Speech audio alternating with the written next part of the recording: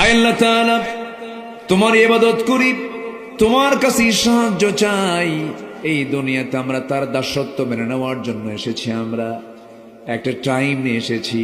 লা ইস্তাখিরুনা সাআতাও ওয়া লা ইস্তাকদিমুন। যে সময় আল্লাহ পাক আমাকে বেঁধে দিয়েছেন, এক সেকেন্ড আগেও মরণ হবে না, এক সেকেন্ড পরও মরণ হবে না। যখন সময় হয়ে যাবে, মালাকুল মউত জান কবজ করে নিয়ে চলে যাবে।